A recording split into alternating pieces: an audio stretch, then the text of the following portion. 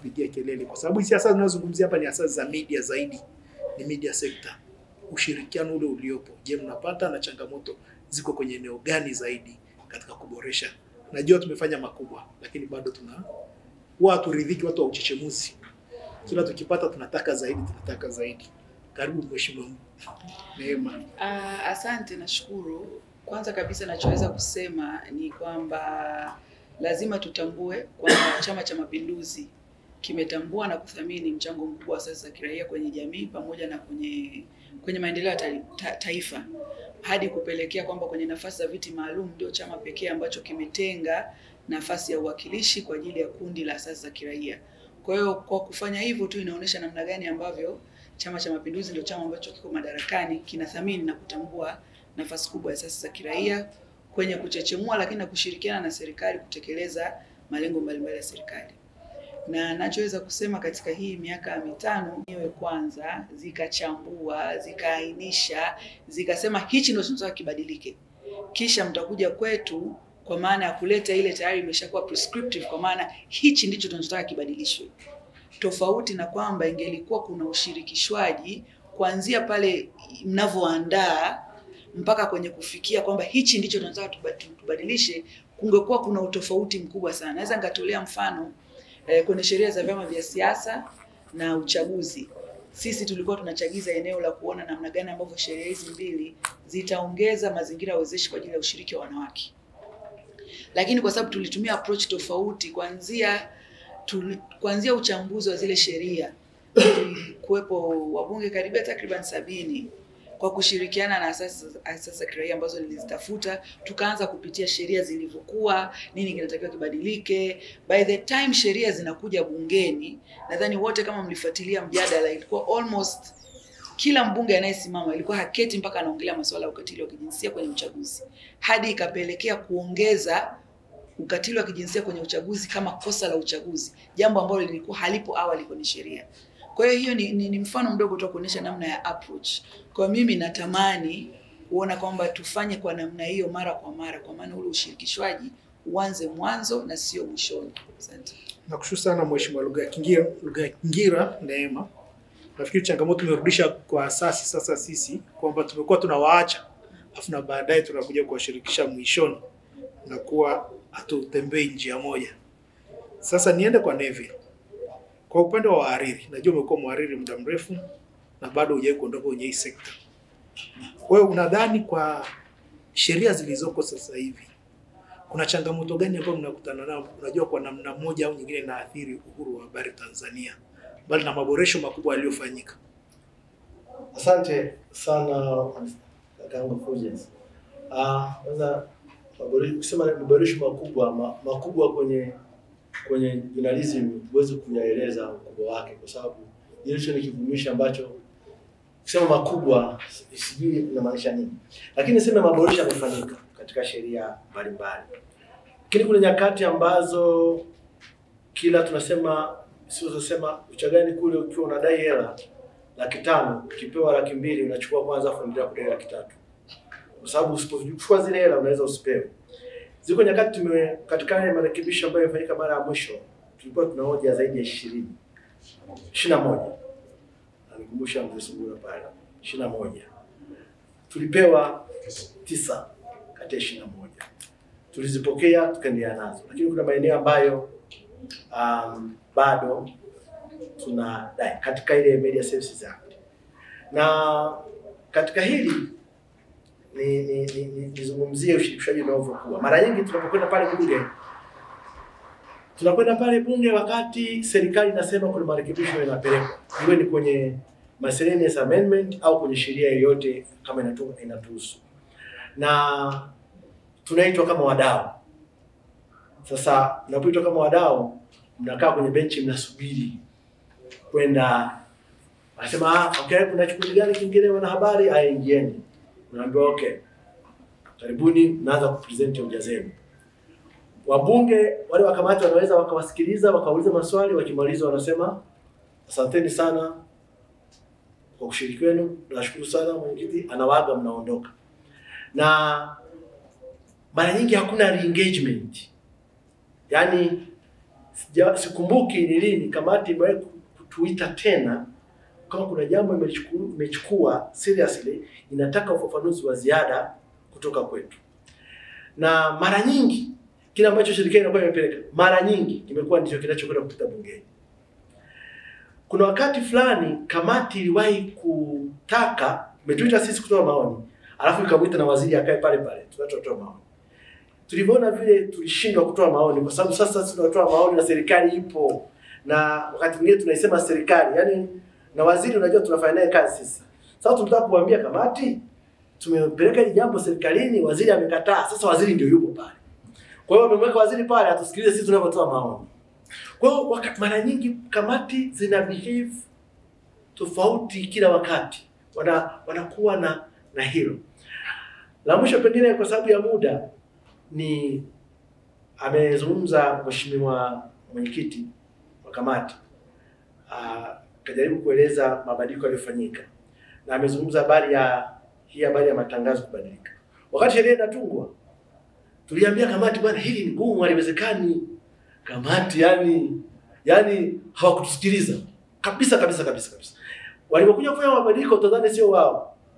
Yani wameshabadilika, sijui ndio wameelewa au kwa sababu serikali imekwenda nao. Kwa hiyo kamati za bunge mara nyingi zinafanya kazi kile ambacho serikali imepeleka, na mkienda wadau yani ni ngumu sana kuwasikiliza na kuwapa nafasi. Na wakati mwingine wanawaambia kwamba hili haitawezekana, serikali imeshasema haliwezekani, kwa hiyo labda mwapa bunge moja wakawaseme kule bungeni. Kwa mimi naziona kamati zetu za bunge mara nyingi kama ni kamati ambazo ziko upande wa serikali kwa kila jambo, na hata mkipeleka maoni kuwasikiliza ni ngumu. So, sisi tumeamua kuchukua approach tofauti. Mara nyingi tumeamua kuengage serikali mapema, waziri mapema, kwa sababu tunajua akikubali yeye, akienda kwenye kamati tutapita pia. Kwa hiyo independence ya kamati mimi na question sana ninapokuja masuala ya sheria zinazohusu masuala ya habari. Na nyongeza kidogo ni issue ya kwa mfano kuna jambo la uwekezaji. Sheria zinatungwa wakati mwingine. Zinapokuja kwenye regulation, kanuni, hali inakuwa tofauti. Kwa mfano, kanuni ya vyombo vya habari katika uwekezaji inamtaka mwekezaji wa nje sera. Mwekezaji wa nje awekeze 50 awe ni less than 49%. Yaani 49%. Alafu yule wa ndani awekeze 51%. Kuna msuguano mkubwa hapo, na ndio maana sisi hapa mnasema vyombo vya habari watu wanalalamika mishahara. Watanzania ambao hawana mitaji ya kuwekeza wataendelea kulipa 100,000, 200,000. Hata tukitunga sheria namna gani, kama uwekezaji wa kwetu haujibu majibu, hautoi fursa ya hao watu kupata hela, tutaendelea kulia. Sisi tuwe kwa mfano. Sababu mfano kwamba hivi, kampuni kama Vodacom, makampuni ya simu ya nje, yamewekeza viwango vikubwa, na wale watu wanaweza kaachia message moja ikaenda kwa wateja wake milioni 5. Tukauliza hatari ni hipi kati ya waandishi wa habari ambao wanakaa newsroom na hii kampuni ya simu ambayo imeipa 100%? Hawakuelewa. Hilo halizungumziki. Kwa hiyo unaona uwekezaji wetu. Twende pale Mwananchi MCL. Kulibadilika sana walipokuja watu wa National Media Group. Ndio tukaanza kuona watu wanabadilika, wanawekeza, biashara inakuwa maana uandishi unabadilika, watu wanawekeza, kuna system ndani ya newsroom. Na mpaka leo uwekezaji wa pale Mwananchi mpaka leo upo. Utaona kabisa system ipo. Lakini sasa vyombo vyetu vingine, magazeti yamekufa, Tanzania imekufa. Mwanahalisi lilirudishwa na Mheshimiwa Rais na ile mawio na nini, lakini hajaikuwa printed. Unajua kwa sababu gani?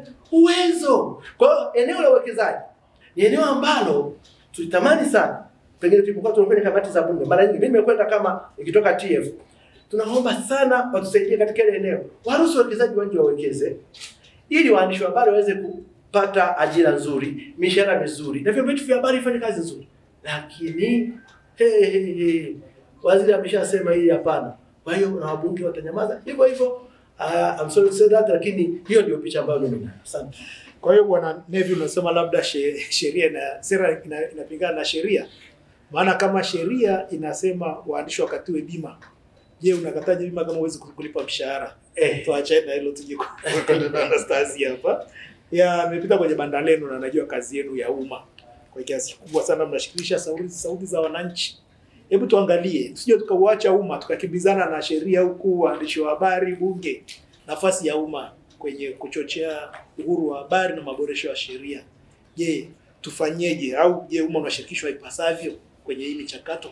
Sisi tukao tunaongea Kichina huku ndani, kumbe umma hatuelewi. Ni kweli. Asante sana. Kwanza niseme mara zote tunapopata mialiko ya kwenda kutoa maoni, kama kuna mabadiliko, kuna mswada, tunatakiwa tukautolee maoni, most of the time inakujaga short notice. Na mnakuwa mna muda mchache sana. Na mnahitaji resources nyingi kuweza kushirikisha umma wote ili waweze kutoa maoni kwenye mswada husika.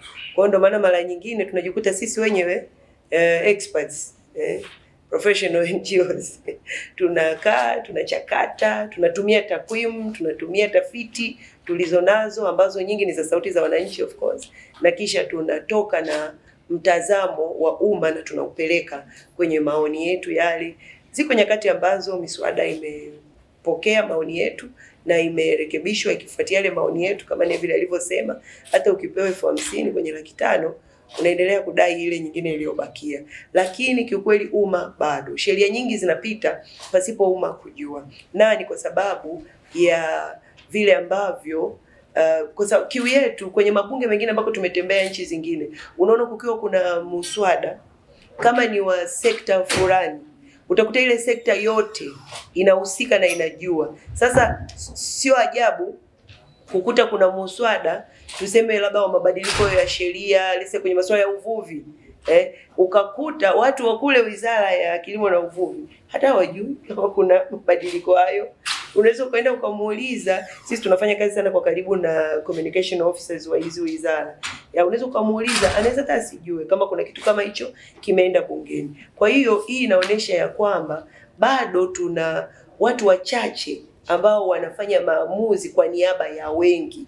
Na ni pande zote, upande wa serikali lakini na upande wetu pia. Ila tutajitetea kwamba kuna circumstances ambazo zinasababisha hayo yatokee kama ambavyo nimesema awali. Lakini pamoja na yote bado tuna deni la kuhakikisha miswada inatoka kwa wakati, mabadiliko ya sheria yanafanyika kwa wakati, na wananchi wanapata kushiriki vya kutosha. Kama ambavyo tumefanya, uzuri mifano tunayo kwenye kuandika dira kwa mfano ya maendeleo ya taifa.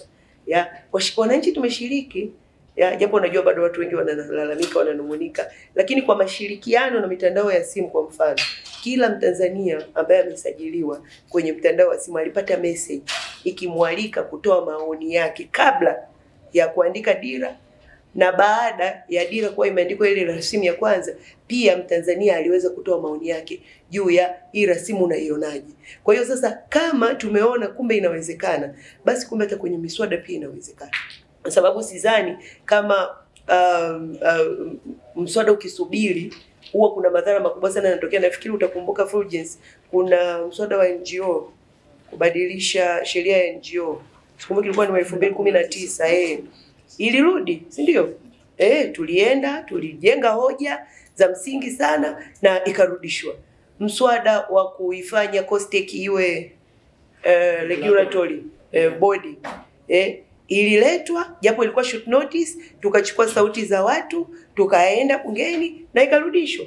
Kwa hiyo kumbe ukipata muda wa kutosha, kuna uwezekano mkubwa miswada ikarudi ikaandaliwa vizuri kwa kushiriki, na kwa watu wote kuweza kushiriki. Lakini vile vile bado hata tunavyozungumzia masuala yote ya media laws kama ulivyosema, unajua tunaweza tukaizungumzia tu Media Services Act na labda na sheria nyingine 2-3, lakini ukiangazia kwa upana zaidi ziko sheria nyingi ambazo zinamwathiri mwandishi wa habari. Ziko sheria nyingi ambazo zinazuia uhuru wa vyombo vya habari au hazitupi uhuru wa kufanya kazi kwa wepesi kama wanahabari. Sasa hivi tunaenda kwenye uchaguzi. Wote tunafahamu ukiingia kule TCRA utakuta zile elections broadcasting codes. Sijui hata ziko ngapi, siwezi hata kuzihesabu. Zile zinatishia kweli kweli. Mwandishi wa habari anaogopa kuandaa vipindi vya uchaguzi kwa sababu kila wakati kuna mambo yanabadilika. Hajui lini nitaandaa kipindi, tamleta analyst azungumze kumbe ni nje ya cycle. Kwa sababu kumbe kuna cycle ambao unaruhusiwa kufanya vipindi kama hivyo na kuna cycle ambao huruhusiwi kufanya vipindi kama hivyo. Kwa hiyo bado tuna changamoto ya hizi sheria nyingi ambazo zinadhibiti vyombo vya habari kufanya kwa uhuru. Sasa tulishazifanyia analysis na tunawashukuru pia Kituo cha Sheria na Haki za Binadamu mlishawahi kufanya hiyo analysis ya sheria za namna hiyo, na engagement yetu sasa na bunge kuna wakati inapata changamoto kutokana na gharama. Kwa engage wa bunge is very expensive. Nafikiri wanazaki mtakubaliana na mimi, it is very expensive. Yani ukiwaza kwa engage wa bunge unawaza hizo hela unatoa wapi? Alafu na most of us are donor funded. Kwa hiyo ikisha kuwa the relationship is that transactional, inakuwa ngumu sana. Sisi kwa mfano tuwaweza, kuna wakati tulipata changamoto, tunasema tutawaengage vipi wabunge. Tukasema anyway, ngoja tuwaengage parliamentary secretariat, wale staff wa bunge, kwa sababu wale tunaassume ni permanent parliamentarians. Wale wako pale ni watumishi wa bunge, watakuwepo pale throughout. Waheshimiwa watakuja, wataondoka, watakuja, wataondoka, lakini wale wako pale muda wote. Kwa hiyo tukasema labda tukiengage wale, tukawajengea uwezo wa kutosha, kwa sababu most of the times ndio wao huwa hata wanaandika zile speeches za waheshimiwa viongozi wa kamati kwenda kuzisoma ya. Kwa hiyo tukasema at least tufanye kazi na hawa ili tuone kwanza at least waelewe. Unajua kwanza ile kuelewa utendaji kazi wao, kuelewa limitations zao, kuelewa vitu gani vina oppress na what they need from asasi za kiraia, ili tuweze sisi kwa pamoja na wao kupata faida kutoka kwa wabunge wetu ambao ni wawakilishi wetu pale bungeni. It worked for some times, imefanya kazi kidogo. Kwa lakini ni za kingapi ambazo wanaweza kwenda kuengage, kwa sababu ukiwaengage parliamentary secretary kidogo na gharama inashuka kuliko kuwaengage wabunge. Kwa hiyo hii changamoto hii sijui tutafanyaje ndugu yangu Masawe, kwa kweli sijui tufanyeje. Nafikiri kwa engage inabidi wewe strategically unatafuta wachache kama tulivyofanya. Kuongeza tu idadi kidogo. Sasa tukubaliane, demokrasia nayo ni gharama.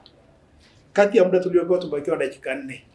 Nije kwenu nirudi kwa panelist kwa sababu nimemwona dada Neema na kiu ya kuongea. Ili tutende haki, naomba kwanza nijibu haya waliosema alafu tukaribishe. Kuna ambayo yamekuja kwako. Yamekuja kwa bunge na mwenyekiti wangu yuko pale, naye atasaidia kuchagiza, maana itakuwa si sawa tukiondoka na taswira hiyo kabisa. Mchango aliotoka kakaangu hapa umekinzana tayari na mchango aliotoa dadangu, kwa sababu kakaangu aliweka kama perception kana kwamba bunge huwa hatufanyii kazi maoni, au kana kwamba bunge huwa yani kila ambacho kinaletwa na serikali kinapitishwa, jambo ambalo si kweli. Na nimefurahi kwamba hapa dada mwishoni amelirekebisha hilo, kwa sababu iko mifano hai ambayo ipo, kwa maana ya kwamba bunge ni muhimili unaojitegemea. Kwa pale ambapo hoja inajengwa na hoja ikawa ina mashiko, ni dhahiri kwamba bunge watalipokea na watalifanyia kazi kama ambavyo imekuwa ikifanyika. Sasa kama mlivyosema, si kwamba kila kitakacholetwa kwa wakati huo kitaweza kubebwa, lakini haimaanishi kwamba bunge halifanyi kazi, linafanya tu kazi kwa mujibu ambavyo serikali inataka. Hilo ni moja. Lakini jingine kwa haraka tumeongelea umuhimu wa kwenye upande wa sheria na upande wa media. Jambo ambalo mimi ningeweza pia kulisema ni kwamba hata kama sekta ya habari kama ambavyo mnafanya sasa hivi, ni muhimu pia kuwa proactive. Si kwamba kila saa ni mpaka usubiri kwamba usikie kuna mswada fulani unakuja. Unaweza ukawa proactive.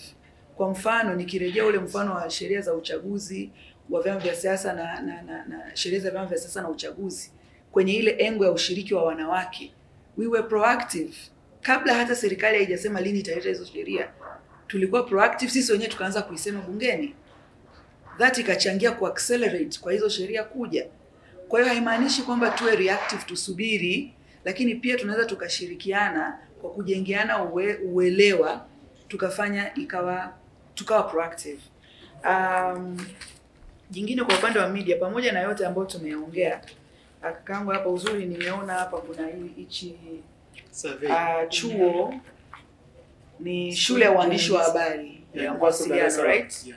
Wana barometer nzuri sana hapa ambayo ni Afro Barometer. Nadhani ni barometer ambayo inathaminika. Ilikuwa ni mwaka 2021-23. Kutoka 2021 kwenda 2023 walikuwa waliangalia nchi 39 kuhusiana na swala la uhuru wa vyombo vya habari. Tanzania ilikuwa inaonekana ni ya kwanza. Kwa hiyo nadhani ni vizuri, hapa inaonyesha kabisa Tanzania ndio ya kwanza katika hizi nchi 39. Nadhani pamoja na kwamba kutakuwa kuna maeneo ambayo yanahitaji maboresho, ni vizuri tu pia tu acknowledge zile positive steps ambazo zimefanyika, ambazo pia zimetokana na ushawishi na jitihada za nyinyi kama sekta. Jambo la mwisho, sasa hivi kuna changamoto kubwa sana ya ushindani wa kutoa taarifa, ambalo hata na sasa tuseme nyinyi kama tasnia ya habari lazima kuangalia, kwa sababu kadiri litakavyoendelea litapunguza ile credibility na authenticity ya habari zinazotolewa na vyombo vya habari. Ule uharaka wa kutoa habari unatokana na mitandao ya kijamii. Yaani sasa hivi unakuta vyombo vinakuwa vina haraka ya kutoa habari kabla hata kuthibitisha kama habari hiyo ni kweli au sio kweli. Alimradi tu watu wako race against time. Wanataka yani wao wa kwanza kutoa habari. Wanasahau zile fact checking, zile ethics zinapungua. Kwa hiyo na yenyewe inaweza kapelekea changamoto hizo za kuona namna. Na ndio maana sasa unaweza ukakuta matokeo haya yakizidi zaidi inapelekea sasa upande wa sheria. Kwa lazima wote tupeane checks and balance, lakini hata na sisi pia tujiangalie how are we faring kwenye hili eneo. Ya, tunakushukuru sana mheshimiwa mbunge. Ulisema mwenyekiti mwenyekiti mchango kidogo na ile eneo, kwa sababu yeye ni na yeye pia ni mwenyekiti wa kamati.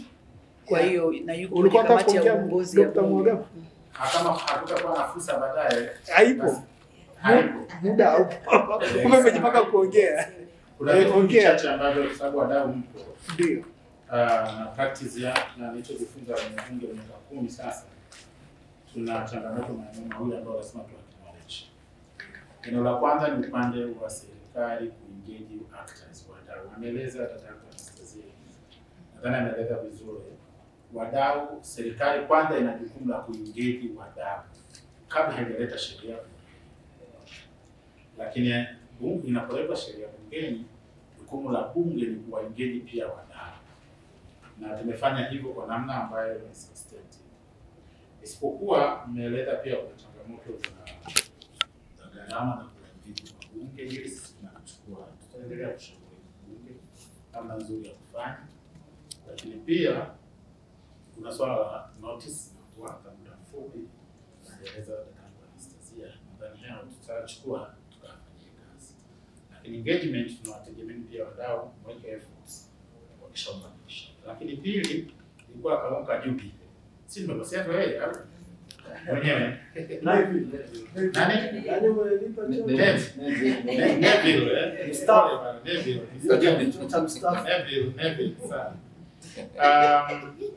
Kumekuwa na amesema Neema hapa. Wabunge sio kwa kamati, sio kwamba hazipokei maoni ya wadau. Zinapokea sana. Lazima kuwa na wadau wenyewe wamepanga na justification. Lakini pia sio kwamba linapokea kila kinachotoka kwa serikali. Ipo miswada mingi tumeikataa. Kama umefuatilia, tumerudisha miswada mingi sana serikalini. Mnaijua mingi, nadhani kuna mifano mingi sana. Imerudishwa serikalini. Kazi inaendelea. Nitaka tu nimhakikishie kwamba sisi kama kamati la kama bunge hatupitishi kila kitu. Tukishafikia mahali kwamba tumeshindwa kukubaliana na serikali, tunaondoa hizo sheria. Lakini nyinyi ni mashahidi kama mlikuja kutoa maoni kwenye sheria za uchaguzi. Zaidi ya mchango ilikuwa zaidi ya 1000 na kitu. Mtagundua kwamba maeneo mengi ambao wadau walitolea mchango yamezingatiwa kwenye mabadiliko ya sheria. Na mkitaka kujiridhisha, ndio mkaangalia draft ya kwanza iliyoletwa bungeni na sheria iliyotungwa. Mtaona mambo mengi sana yamezingatiwa. Kwa mimi naomba niwape comfort kwamba endeleeni kushauri bunge kuhakikisha kwamba tunapata sheria bora. Na sisi kama bunge tunawasikilizeni sana wadau. Na ushahidi ni hizi sheria zote zilizotungwa hivi karibuni zimeaccommodate hoja na maoni ya wadau kwa asilimia kubwa sana. Asante sana. Asante. Na mimi nataka kutoa ushuhuda kwamba kuna sheria. Kwanza sheria ya habari nalo tunaoja hata mbunge mheshimiwa Gama, mheshimiwa Neema hapa. Miswada ilirudi, lakini hapa karibuni sheria diaspora mlirudisha, sheria ya ardhi mlirudisha, bima ya afya kwa wote mlirudisha. Kwa hiyo kuna wakati nafikiri inapofika consensus kati ya bunge na serikali wakati mwingine zinarudishwa. Lakini kuna zile ambazo zinakuja kwa hati ya dharura ndio zimekuwa ni changamoto. Kwa mfano sheria tunayolalamikia sana, kwa mfano cyber crime. ni kati ya sheria ambazo zilienda kipindi hicho bunge la mwisho la Kikwete lile. Zilienda mwishoni bunge kama hili la sasa hivi la mwisho. Zile zikapitishwa Mei zote kwa pamoja overnight. Na ndio maana zikawa na changamoto nyingi sana kwenye utekelezaji na awareness imekuwa ni ndogo. Sasa mimi tunaombe tu bunge ni wawakilishi wa wananchi. Tukiongea hapo tunaongea kama wananchi, na wananchi wakati mwingine sisi kwa wanasheria tunaamini wanasheria wananchi nao wana gap la knowledge. Tunapokuja kwenu pia tunataka tupate hii elimu. Kwa mfano ulichokiongea Neema ni kizuri sana. Kuengage kabla, kuwa proactive. Lakini hakuna sehemu ambayo tumekuwa proactive kama kwenye sheria za habari. Hapa bado kita tunayo toka miaka gani huko nyuma. Nafikiri mengine umeyakuta, singura utaendelea nayo. Yaani kabla hujafukuzwa sasa, tunaweza tukachukua swali moja mbili kutoka kwenye audience. Kwa sababu hatutampata Mhagama, hatutampata Neema, si wengine tupo, tutatuuliza. Kama kuna swali linaenda kwa Mheshimiwa Mhagama na pia Mhagama ni kushukuru pia. Umekuwa na kamati yako imekuwa na tabia moja ambayo nimeipenda. Wakati mswada penda ikijwa, wadau wanakuwa ni wengi sana. Huwa unasema kuna wale ambao tuko nao kila siku. Huo mswada wa chakula wapo. Huo mswada wa nini? Sasa ukija taachaje kumpa tuwaweza nafasi ya kwanza ile LHRC TLS kwa sababu watu tuko nao kila siku. Nyinyi mnakuja tu kwa vile mswada unavuta watu wengi mshasikia ni wa demokrasia sijui ni nini. Kwa kweli hiyo heshima mnayotupa siku zote siwezi kusema kwamba sio kubwa. Kwetu tunaona kama vile ni working relationship. Na pia bila sisi nafikiri ule mchakato wa kutunga sheria wa ukamiliki. Tumekuja kufukuzwa. Hebu naomba tuchukue hili moja tu la mama. Ila ndio kwa sababu mimi ni kwa maradi na kwa serikali. Asante. Na maelezo yaliyotolewa hapa nilikuwa naomba kidogo nitoe ufafanuzi.